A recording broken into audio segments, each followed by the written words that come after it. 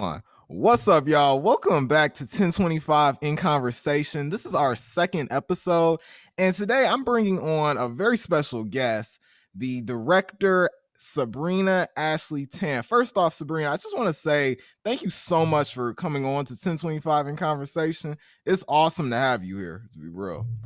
Yeah, of course. I'm so glad you asked me to be on. This is my first podcast, so it's fun. This is actually We're my like going first through this interview, experience too. together. No way. Yeah, Wow. A lot of firsts. Well, I'm yeah. happy that we're like holding each other's hand through it. Let's do it. So, so first off, Sabrina, I want to ask you, just tell us a little bit about yourself, your background, where you Yeah. came from, all that. Oh my God. It's funny too that you introduced me as a director because I think I mainly video edit, but it's all over the place. I think I need to like rewind a little. So my entrance into like creativity and all that stuff, I basically started production style work back in middle school when we were doing like English video projects. Not for a film class, just like you shoot a video of the story you guys are reading for a final. And then that's how I even started getting into editing. And that was when I was 13. And then fast forward in high school, I delved into like theater behind the scenes of that. And I realized, oh, I really like this. Like it's cool because now I know that I like this and that there is like a film major, it's like merging like me editing and the live component of a production and then realizing that there is a major that encompasses that. So then I did get accepted into film school out of high school, but I first went to UCLA for economics. And it was a long story. And I essentially got to apply at the end of my sophomore year because their film program, they have a 2-year film program. I got rejected at first. My junior year, then finally got accepted. It's a long story. And then that's when I really, really delve in. So it's funny because I graduated as a film major, but most of my film experience has been outside of a intentional educational environment. It was always like passion projects, working on student films. Yeah, and then I'm graduated now and have just had a background in like stuff like directing and producing. A lot of it is still editing just because it's easiest when I'm behind, I have the programs for it, could do it more alone, but yeah, there's just so much to it. So that's hopefully a good summation. It's funny that you brought up like during your backstory where you were interested in film like in middle school and then you delved into it like in high school and all that, because that's Yeah. eerily similar to my life personally. Ooh. When I was, I believe, in 7th grade or maybe in 8th grade, I can't even For remember. my chalice. Yeah. Go. I watched this film called Akira, and it's an anime film. And then I watched another film called Old Boy, and that was the thing that I was like, okay, I'm gonna do Yeah. this. This is gonna Wow. be it, Wait, right? like the old boy, is it like a Japanese? Oh no, am I thinking of a It's different a sorry to cut you off. It's a South Korean film, South Korean? Oh, okay. and yeah, Completely, yeah. Yeah, no, here's the thing too. I've been recommended these films. I just have this long watch list. So I knew yeah, it was some kind of like not American cinema. yeah. That's the vague. Yeah, anyway, continue. But because originally I wanted to be an engineer when I grew up, right? And mainly when it came to that, it was like, okay, how much money was they going to be paying me? A lot. But I wasn't really, what I'm saying, passionate about it. You know what Yeah, I'm yeah. saying? So when I first watched those two films, I was thinking to myself, okay, the light bulb literally went off in my head. I was like, this You're is it. 13? You No, change career paths at 13. Like, yeah, I was. wow. It's crazy because it was like in my household, it was like, okay, you got to think about what you got to do, like, you know what I'm saying? Mm, Instantly. And then when I got into high school, that's when I was like, I want to be a filmmaker. And like my family was like, wait, you want to be a what? And then my family didn't know actually, what to do with it either. right. And then like you just had to prove yourself. You know what I'm saying? You had to prove that this is Yeah, what you're going to do. yeah. Now, when it comes to filmmakers in general, I want to ask you, as far as editing wise, what were certain films or what was the thing that actually inspired you to become this, become an Oh my editor, God. Yeah. become a filmmaker? It's kind of, I mean, like, you have personal experience with like not even expecting it and just being like, that I want that. And I think it kind of never felt intentional, because the reason why I even edited for the video projects back in the day was because I was in a group of guys and they're just gonna fuck around, you know? So I was just like, I'll have some control over our grade if I just Yeah. edit. So I'm just gonna learn it because I'm an overachiever. I'm just, if it's for the A, I'm gonna do it. And then I realized though that because I grew up socially anxious, I found that I could have some kind of control in the make believe sense, even though I don't want to say it's like, editing is a legitimate thing, but I started to fall in love, I think, with production and all that stuff, not because of a specific film per se. I've always been a dreamer, like watching movies anyway to escape. It wasn't the defining moment for me to pick it as a career, but it was when I realized that, oh, wow, like I can construct my own worlds, and it actually helped to be an actual like cathartic getaway. Like, watching movies is one thing, but creating your own worlds is an Mhm. additional therapeutic aspect to it that Definitely. would take up my time but also feel productive. So consumption and creation, I think, was what really attracted me. Yeah. Yeah. That's honestly so interesting that you say that, because Mhm.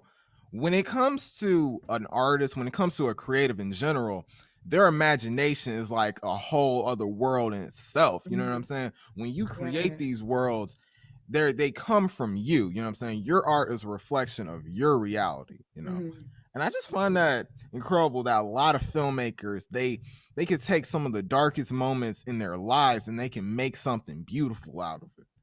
It's phenomenal. Exactly. Yeah. It's Now, when if I didn't have suffering, I wouldn't have probably been able to make as much, for I sure.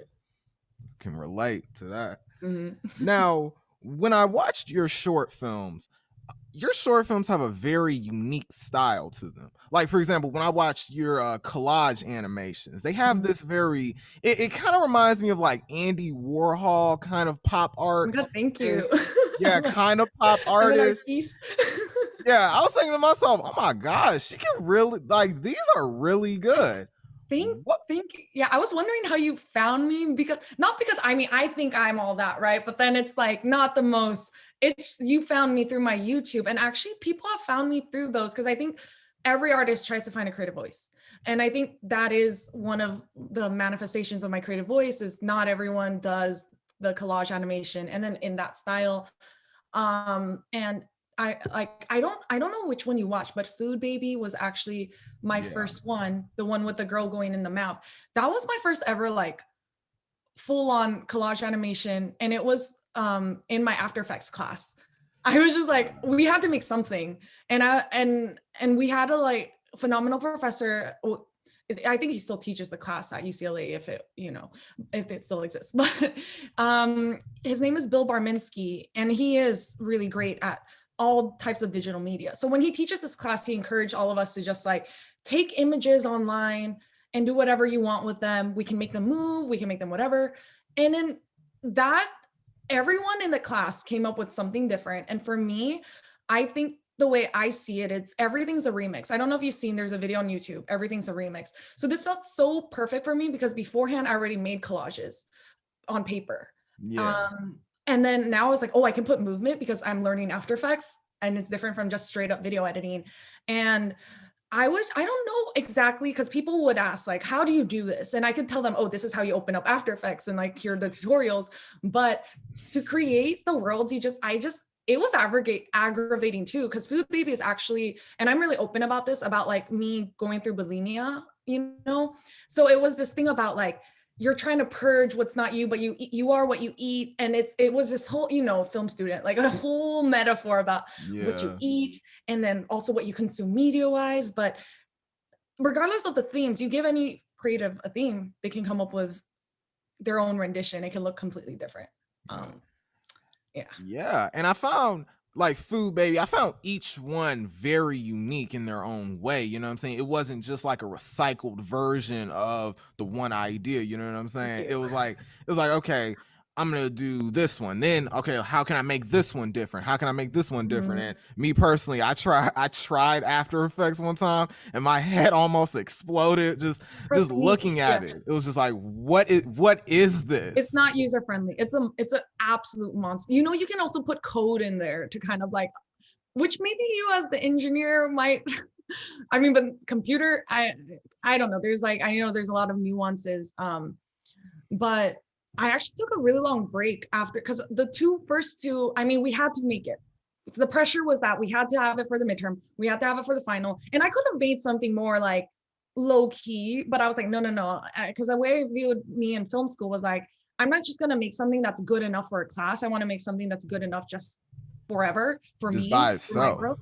Yes. And I asked my friend that too. One time I was asked her, why do you overachieve so much? She was like, well, I don't want people to look at this and be like, it's a good student project or a good student film. I just want Yeah. them to look at it and say it's a good piece on its own, regardless of the time. And I pushed myself, but then you're right. After Effects is a beast. And there was like 2 years of a lull where after that class, I just couldn't even fathom because there was a burnout component.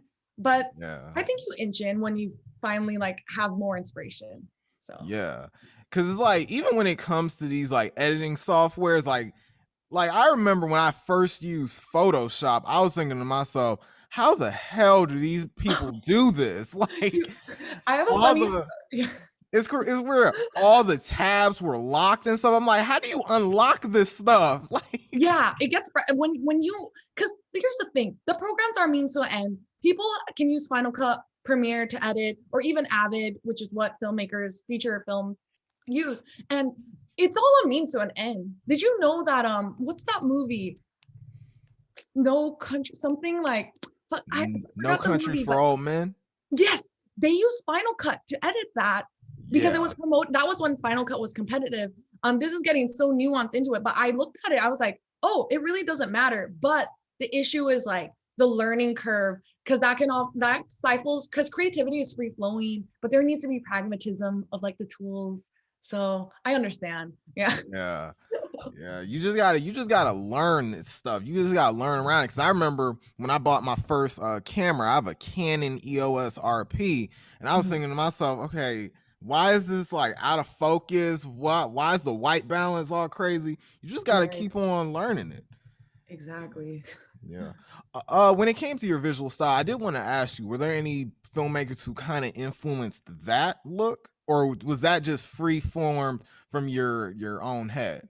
I I don't want to, it's because then I know I am influenced, because you can't help but like put out what you take in. And I have had people be like, oh, that looks like Sofia Coppola's film, or that looks like this person's film. I do have like favorite like filmmakers and stuff. I really like Charlie Kaufman, you know, his stuff. I mean, I think a lot of people just do his quirky aesthetic, and like, you know, how there is kind of like no boundaries with time, like everything that is a construct in society kind of gets waved and bent. And Yeah.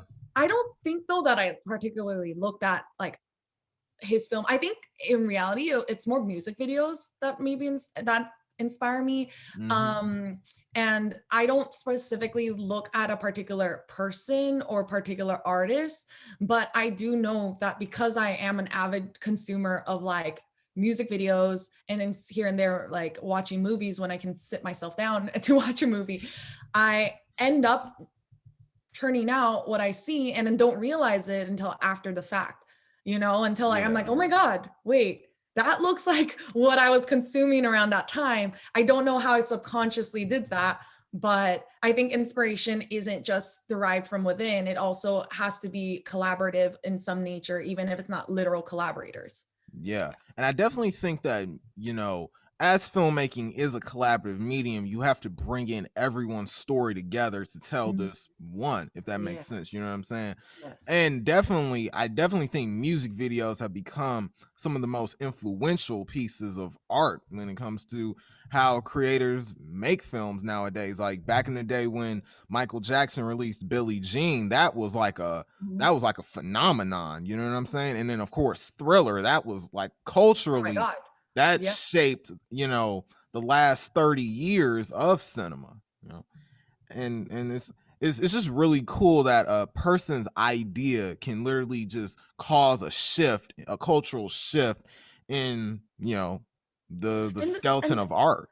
yeah, these all of this art that we're inspired by, it's also feeding off of like the art from years and years ago too. So it's like you almost forget what the original source is. I also almost was gonna be like the what like the chicken and the egg and that kind of stuff. I mean, there is, you can probably track, but it ends up being so communal and branches out in so many ways and then finds itself back again that I just that's why everything's a remix in my opinion. Like Yeah, everything just is, it cannot exist as its own thing purely without any other influence. I feel like it all feeds in.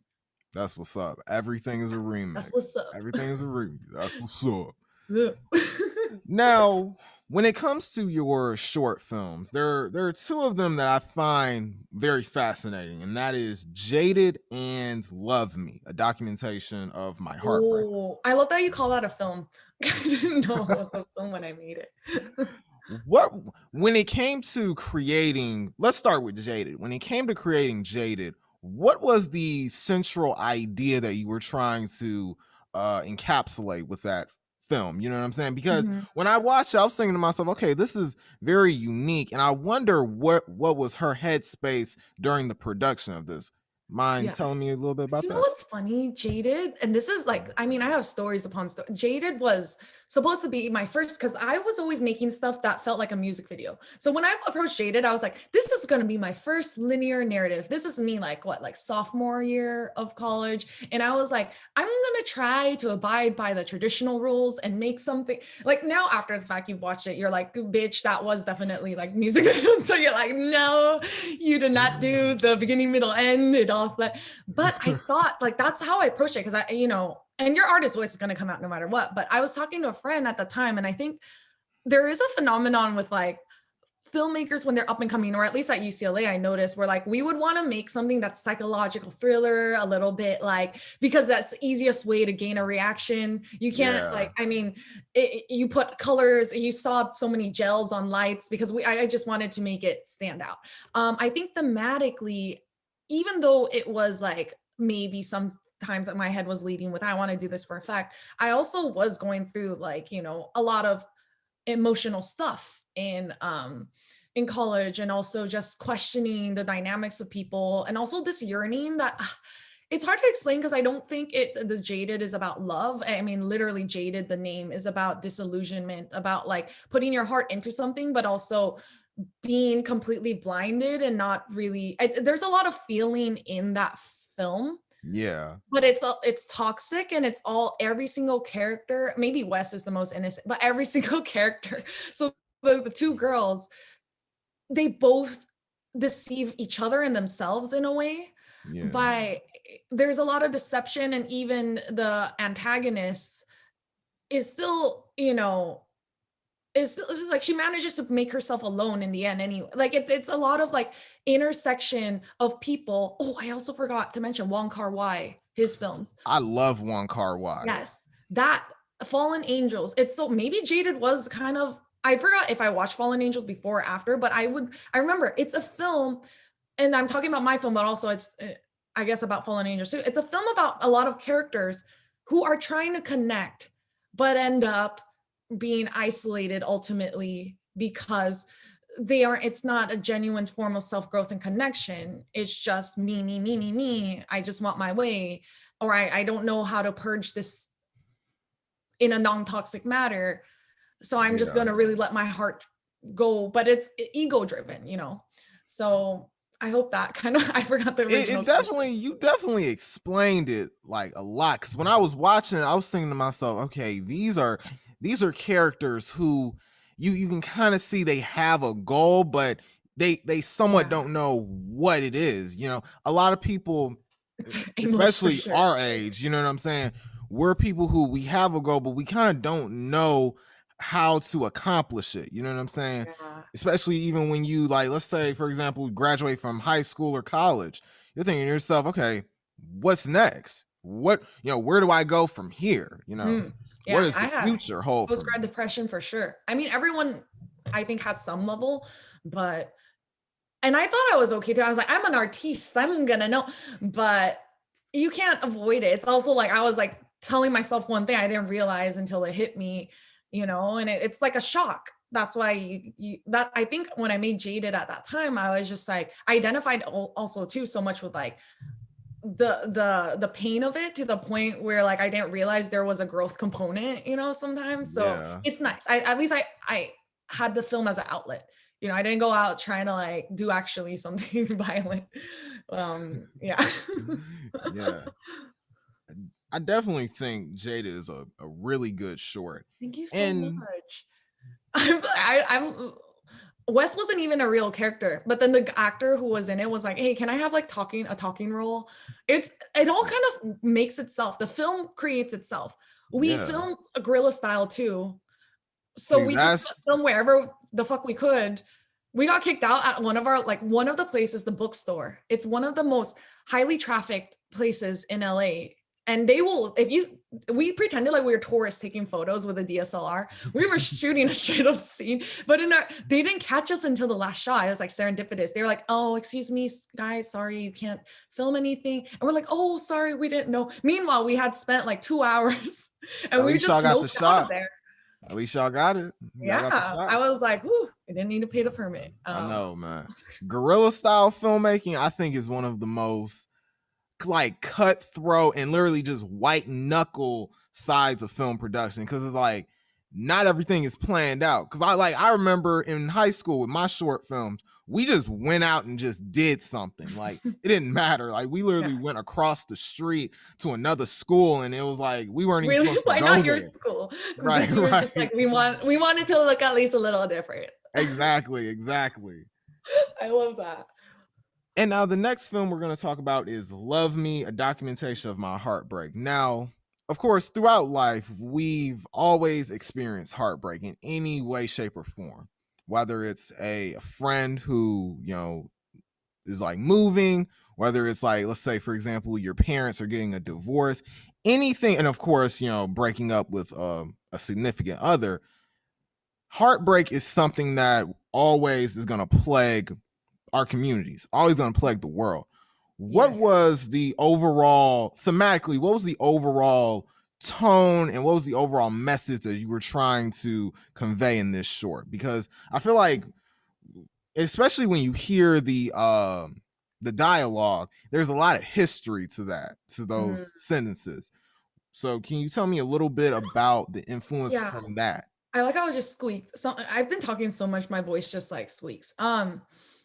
I don't know how aware you are of like spiritual stuff, but I think that around that time, I was also going through like a spiritual awakening of some sort. Some people can call it self growth, some people can, but I think it was a really tense time because I've always been someone who's been labeled as overly emotional. And you're right, heartbreak, you can also break your own heart. You can feel like you disappoint, like when people are depressed, they can just say, "I feel heartbroken," but there is no like immediate source. I just feel heartbroken. And I think around that time, I was going through like a lot of family stuff, a lot of friend stuff, and then boy stuff. And when you saw that film, and the reason why I say it's funny to call it a film, because I just filmed my own life experience for cathartic reasons, like I said earlier. And whenever I create out of it, then it helps to, at least I make art out of it. Like at least I can at least see the direct kind of like the direct tie between how there's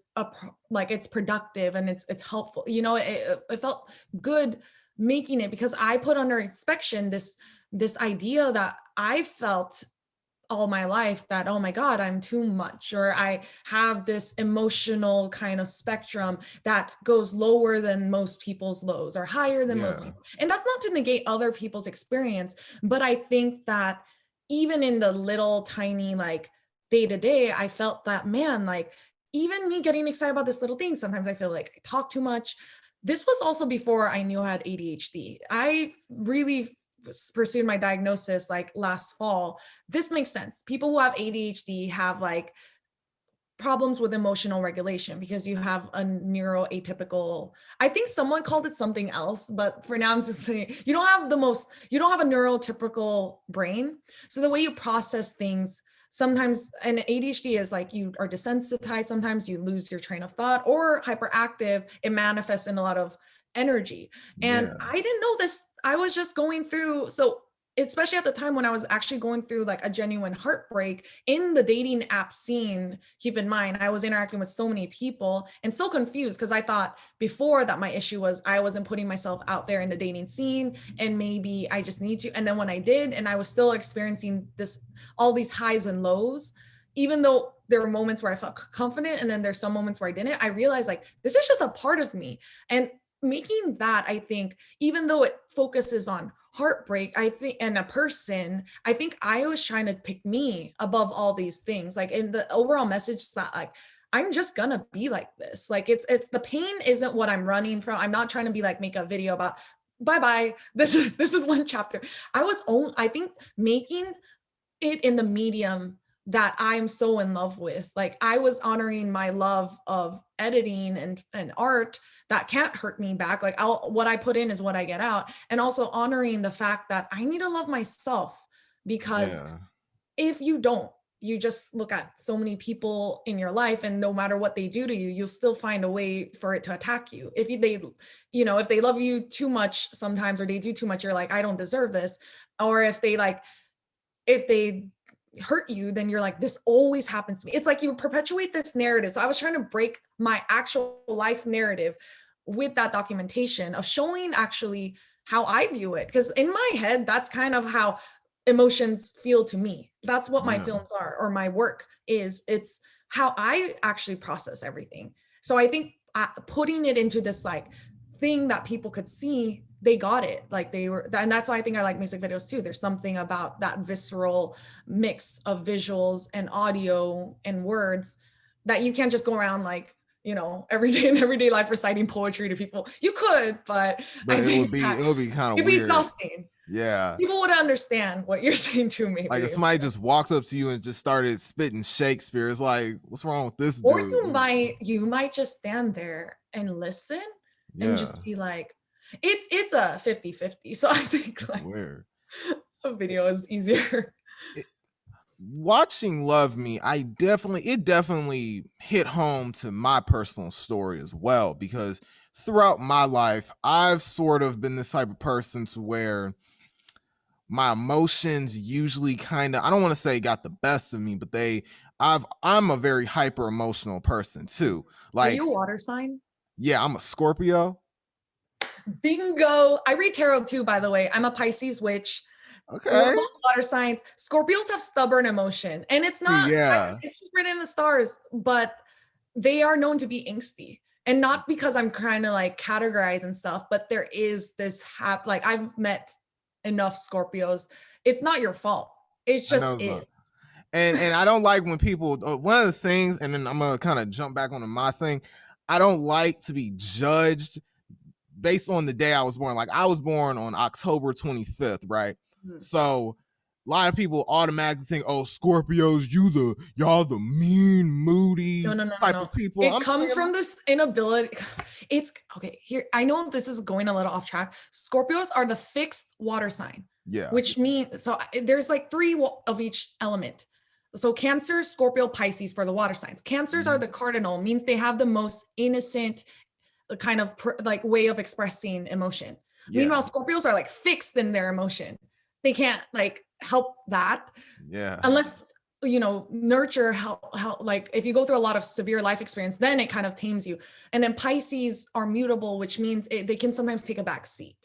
So yeah. it's that's I I don't judge people on astrology at all. Like, and I totally understand that because I've also felt like people are like, boo-hoo, Pisces, you cry all the time. For Yeah, me, I'm just right, like, no, I've just been primed to kind of like attract these situations. right. Like I've been primed to kind of have this like aggressive, like a lot of people will say the scorpion sting, right? Because when a scorpion gets mad, it stings you. You know what I'm saying? Mm, It's like me personally, I'm not that person. Like, yeah, I right. was born on October 25th, but I'm not this just you know what I'm saying, this Mm, rage mm, filled monster. Now, before I, brought up that I was a Scorpio, throughout my life, I've always had this very impulsive sense of myself. You know what I'm saying? Like, if there was something that I didn't like, I automatically just like, yo, I mm. don't mess with this. You know what I'm saying? Yeah. watching Love Me, it made me feel like, because a lot of times a lot of people put other people above themselves. And in Yes. order for you to, because for let's be real, if you don't love yourself, who will? Who will in life? I mean, a lot of people will That's so say, true. a Yeah, lot of yeah. people will say, oh, maybe a girlfriend that you meet or a boyfriend you meet, but you have to love Mhm. yourself. You have to have that confidence in you in Yeah, order because to like thrive. if it's impossible for a person, like they're like, how the fuck am I gonna give myself all this? Then how do you expect someone else to give you? Because like that person, if you can't conceive of an individual like giving themselves all their love first and then being able to give to others, then that's weird. That because that's how a lot of broken people kind of end up together. I'm not saying broken as in unreparable, because the thing about life is it's all cyclical. We go through cycles. There's always many Absolutely. ends and many beginnings. But yes, you're right. You need to have that strong base. And I think I'm still a learning process. I didn't just make that. I was just like, yeah, I'm better. But it was an acknowledgement of the fact too. I think at the time, like I think there was a lot of fantasy in it, because like in reality I wasn't ready to be in an actual relationship. Now I'm looking back, like the way I reacted to the heartbreak was so, it felt so kind of like my life is over, and I didn't like it, but I felt it. So I'm glad that I've grown from it since, and I'm still growing. Yeah. Exactly. And I'm still growing too. Everyone is growing. This life is a learning process. You know what I'm saying? It's like Yeah. you don't just get 20, turn 20 and be like, all right, you got everything figured out. Cause like, no, you don't. Like I'm 20, about to be 21 this year. I still don't have it figured out, you You know? seem older to 21. I'm 25. I was You born compose yourself older. I was born in 2000, and like it's Damn, weird because like people be thinking, wait a minute, you're the youngest in your family? Like, yeah, I am. Like, that's I, I amazing. know. I know the facial hair is like it shows It like, has okay, I this know dude is like guys older. sometimes grow out hair too, in terms of like, I've had some guy friends be like, I look older because I grow up. That's why I grow out the hair. Yeah. Um, Now let me think. When it comes to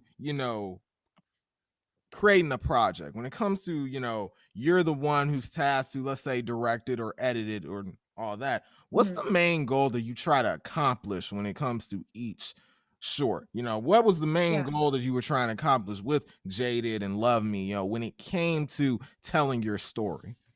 I think the role is less important to me in terms of goal, because it is a common goal throughout. I think I want to do my best to service the story. It almost feels like it's weird, because I used to like the way I viewed my works back in college, when like imposter syndrome was like very, very adamant in my head. A lot of creatives have that, where it's like a dissociation with your work in a way where you're like, I know it's good, but it's its own thing. It's its own living, breathing thing. It's not me anymore. I was just the messenger. Now I don't, I didn't tell people that too, like too much, but I think my goal still when creating, it's like I view it as my baby. There's a famous like saying in screenwriting where it's like kill your baby. That sounds very like infanticide. No, that's not. It's about, we as artists, if you're not an artist, I mean, it's just hard to understand kind of the attachment that someone has to their project. So first of all, I only work on stuff I really believe in, like whether it be the cause of it. Like I do like also like, nonprofit stuff, and that like if there is like, it's not, it's like it's nonfiction type of work, but it has a direct like thing that I can see the impact and purpose. I've been really, especially this year and the past year, called to that. But also when I was doing my own stuff and like the more music video esque or a more fantasy type of thing, I would still be like, I hope when people watch it, my ultimate goal is that they have this emotional experience, whether it be to laugh or to cry or to just at least be entertained. And Yeah. especially this day and age, the audience is so desensitized often that like the goal isn't like, oh, what can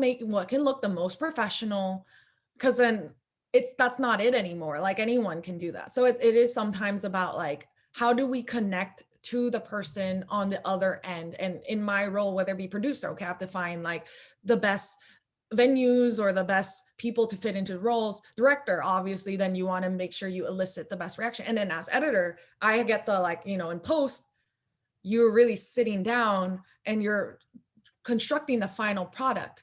What you create at the end is what people are going to see. So you just end up watching it over and over, hoping that like if I don't get bored of it, they won't. Yeah. So And it's like you're taking it in, you know what I'm saying? This is the product that many people have worked on, and now it's your job to give it the final touch, which is yes. important. Yeah. Yeah. Now, and when it comes to in this day and age, right, a lot of with the rise of, let's say, YouTube, Vimeo, and all that, back in the day, a lot of people went to film school. You know what I'm saying? I mean, I can remember when I was in ninth grade, I wanted to go to Full Sail University, and then I found out what USC was, and then wanted to apply there, wanted to apply to NYU, LMU, Chapman, SCAD. I actually Mm. got into SCAD Mhm. and couldn't afford it because Wait, I was where did you broke get as into? hell. Like, Chapman? no, I actually got into SCAD and I got Oh. accepted. I couldn't go because I ain't had no money. I was Mm. broke as hell, Yeah, right? yeah. I feel you.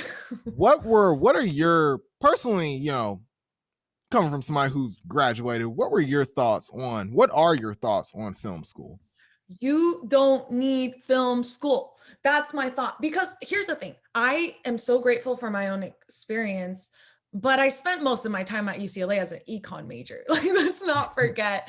And then I got lucky. And then I think it really, because I was very fortunate, and you can't replicate this experience because life is just life and people are just different. But I was fortunate. UCLA, first of all, their undergrad program is only 30 people per class, which is different. Mm, I was actually trying to apply to USC, didn't get into it. Like when I was getting out of high school, I was applying to USC Film, didn't get in. I got into NYU Film. I can resonate with you because I was just like out of state, no scholarships. I was like, damn, like, and luckily I live in LA, so UCLA, at least I got like scholarships and all. It just made sense. And it wasn't that enticing doing econ, but I knew I could transfer. So there was like, I like the open-ended nature of it. But even when I was in econ, I I was just like still thinking like, man, do I really? Because the way they portrayed it, especially at UCLA, and I will go back to what I was trying to say, but the way they were portraying, they're like, there's only so many spots. Like, don't put all your cards in this because you're gonna apply.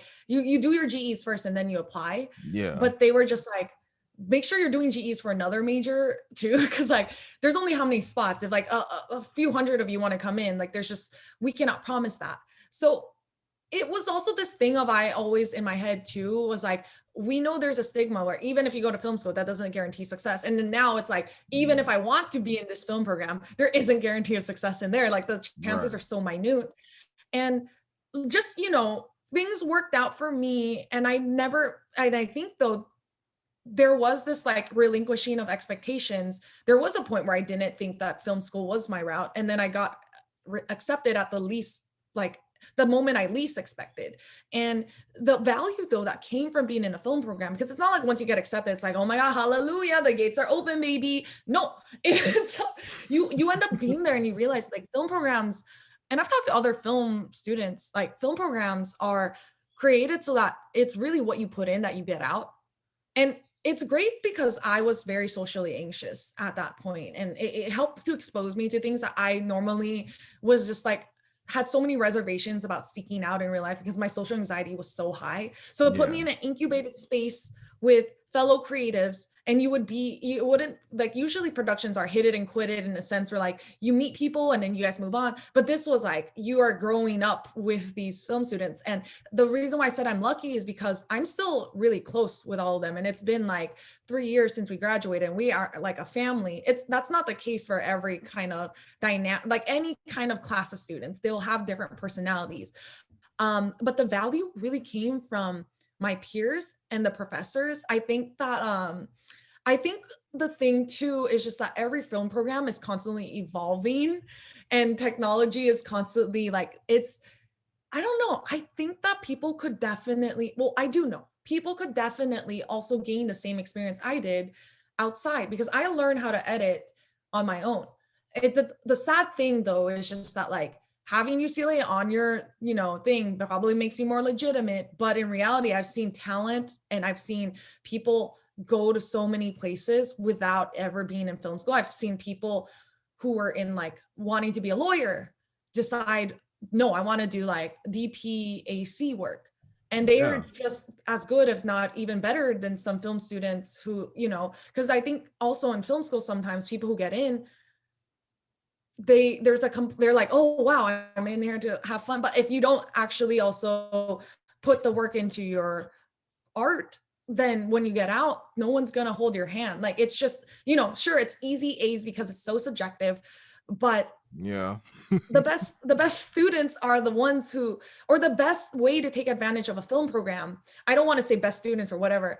I think that like for me, having gone through econ made me realize how bad I want it, to the point where when I got in the film program, I did not want to waste a second because I already experienced the adverse of thinking I was going to fucking be behind a computer screen working on like, not editing, but working on like spreadsheets. I was just like, that scared the Yeah. shit out of me, to the point where I was like, once I'm in the film program, I'm going to make the most, because this is a Yeah. luxury. Even if it's a struggle, it's a luxury because I'm choosing this struggle.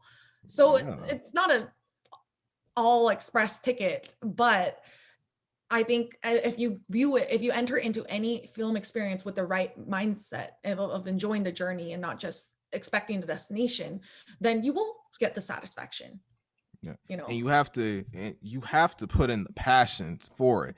Cause Mhm. when when many people, ask, they tell their family members, hey, I want to be a filmmaker, or hey, I want to be an artist. A lot of people are going to be like, you're going to be a starving artist. Everybody, yes, we. Uh, you know what I'm saying? That's not a I'm real gonna be on job. TV, baby. Yeah, like you have to put that work in, and life isn't easy. Why does everyone want to live the easy way out? Why does everyone want to Vanilla. be comfortable? Exactly, vanilla. That's forget being comfortable. I'm trying to make something happen. I'm trying to do something different. Yeah, I totally feel that. So, in other words, kids, don't go to film school. Or do, like, if Or that's do, really what yeah. you want to do. But the thing I just don't like is just, I know that like there's a lot of like barriers to entry. I don't like to think that like just because you don't have the money, or just because you don't like, who like Joaquin Phoenix, like he was scouted on the streets, and like it was just, it's like you, I know that those seem like one in a million, but if you do believe in something, at least try it before you're just, don't use it, oh, because I can't get into film school, forget it. That Right. I don't like that. And I know that me going to film school, it's just like at least I can give that insight of like, you don't need it, you can gain the same experience. It might be a little harder to have that consolidation of resources, but it's out there. I've had enough Mhm. experience outside of film school to also know that there are opportunities out there. Yeah. Yeah. And now our final topic that we're going to talk about, and this is somewhat kind of a melding of everything that's been going on in the world for the past few years, Mhm. and of course, a lot of the best art exists from these tragic events that has been happening. So, Sabrina, I want to Mm. ask you, what were your thoughts on these current events that have been happening from, let's say, everything that was going on in 2020 with the Black Lives Matter movement, everything that's going on now with the Stop Asian Hate, which Mm. it Yeah. definitely breaks my heart because it's like, damn, it's like we have it bad. You know what I'm saying? What are your thoughts on those events and how they kind of mesh in together? Yeah, I think it's okay. I think I'm gonna start with an anecdote and then move into it, because like the thing about like the filmmaking industry, why it boomed a lot back in like the 20s, 30s, the Great Depression. Anytime there had been a huge kind of like catastrophic hit to like society of some variety, whether it be like, economic or actually like people's health or stuff, people always turn to art as an escape, because art often is an allegory of what is happening, but it delivers it in a way. Sometimes like comedy is so important because it actually helps to get people need to not be just so like submerged in tragedy. And I think that probably happened too around like 9/11 and that kind of stuff. And then like now it's just like, it's not even a specific, you know it's like everyone, but like specifically here in the US, it is like the Black Lives Matter too. And then now the like stopping the Asian hate and all that. And to be honest, when it first hit, like when COVID first hit, I didn't really realize the gravity of it. I actually got laid off from a job I just started, and I had a Mm. lot of friends. Like a lot of the up and coming creatives, the first thing that actually hit us was that we all lost our jobs because we were like the most dispensable. And like that was the first shock. And then the second shock was just like me, I like being straight up in LA, and there were a lot of marches and all that stuff. But I think one thing I had to do before I could even like think about the art, I had to just like take a step back. I was also like becoming severely depressed around that time. And I realized like I need to educate myself first and foremost. And we were talking about consuming and creating. I realized I didn't know how severe the situation was. Because I think in LA, especially, and I grew up in an Asian American community, there wasn't a lot of attention on like it was just mainly Asian and then some like Hispanic people and that. But there we because I was in a more homogenous community growing up, I didn't really get educated on the way that I wish I had. I mean, and no one can control how they get brought up, but then during the summer, I started watching the documentaries and just listening. I felt, and a lot of people felt guilty for not like posting all over their social media. I just went off social media because I was like, I'm not gonna be performative and pretend like I wanted to understand. Like I just wanted to really, really understand beyond just like do this because I wanted to educate. And like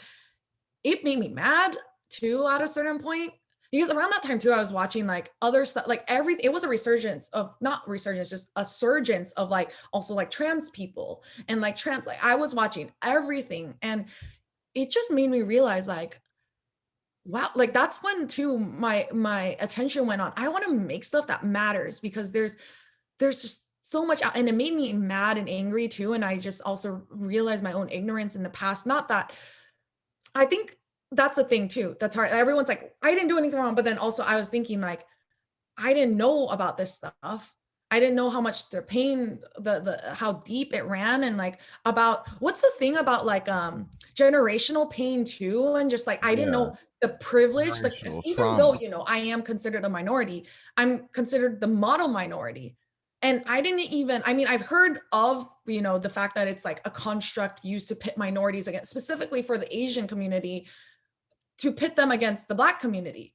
And that didn't really sink in until I was just like, oh my God, I see many examples of my community being, we're all minorities, just like, but I still see that it's distracting. Like the model minority thing is like used to distract like the Asian community sometimes from focusing on like what the actual like suppression, where it comes from. And it's more about like, it's easy to distract people with like little things like here.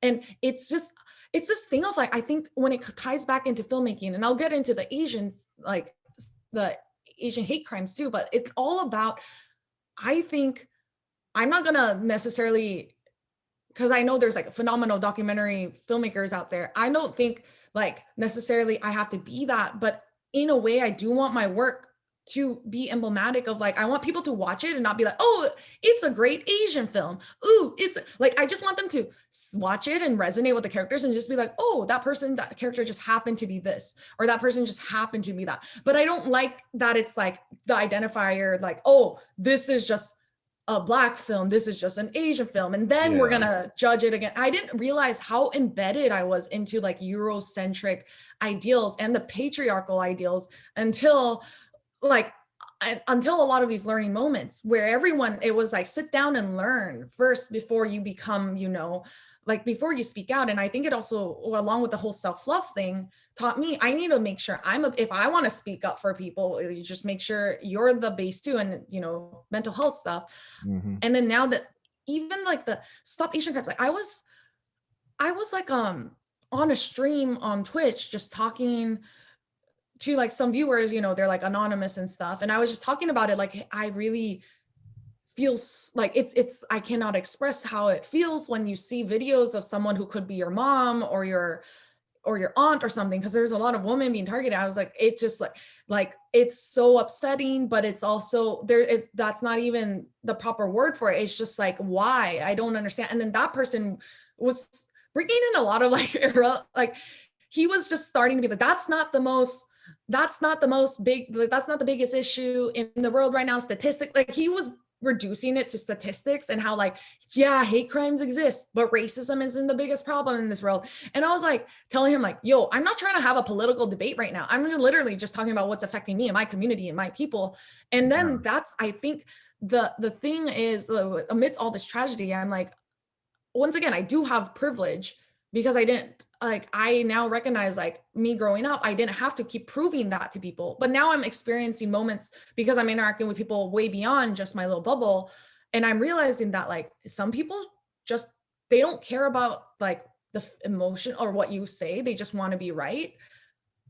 And I think that art has a chance to, because art isn't like demanding. It's not trying to be like, yo, this is what's it. This is an informational video. No, but art can seep through a lot subconsciously into someone where they're watching a story, and it could be an allegory. That's why sci-fi existed, right? An allegory about like the Cold War, the aliens. Yeah. It doesn't have to be literally about like placing Asian people, white people, but it's just, if you tell the story and then show the bias and the privilege and the hate in different ways, it allows for more access. And the thing is that art proliferates. Like it's not just because I make it here, it necessitates. It's funny because in film school we were asked like, do you feel success, do you feel fulfillment when you finish the film or when the audience sees it? And you know, I think there is a level where you just feel proud, and no matter how many people see it. But I think the fact of the matter is that film is a medium that necessitates an audience. That's why you make it, you know? And I'd like to think that whatever I make impacts the audience, whether it be just to plant a seed, like the moment I had like earlier where I was like, I need to learn, or if it just helps them to get some of it, you know? Yeah. So I think it can be cathartic, but it can also be educational without having to be a literal like Bill Nye the Science Guy, which I love, but it doesn't need to be literal like, we're gonna sit down and learn how to do science rules, stuff like that. I heard it was controversial too. I just never know about, there's just so much. There's so much stuff, that's like being purged, but well, whatever. Another conversation. But yeah, it's definitely interesting when you're talking about, you know, how film is a medium that, and you know, it's a medium that inspires a generation. And you know, having this conversation with you today, it shows that film is definitely one of those mediums that has inspired these two artists, you know, me and you, you know. We're two people, we're connecting because of it, right? We're two strangers, but exactly. now we're friends. Exactly. Like we're two people from different backgrounds, but this one medium brought us together, and that's awesome. Yeah. But yeah, that wraps up our interview. Thank you, Sabrina, for thank you. This is God, I think I'm stuttering. Thank you, Sabrina, for just coming on and telling us your story. Telling me your story, man. Thank you so much. I really like this was, I'm glad like this was my first interview experience, I guess. And you're saying this is your first interview. Yeah, this is my first interview. Wow. Well, I think we did great, if I do say so myself. Awesome. Let's do a virtual high five. Wow. All right, you guys. Thank y'all for watching the 1025 In Conversation. I was about to say 1025 podcast, 1025 In Conversation. I'm Jordan Keith Walton, and I'll see you next time. Peace.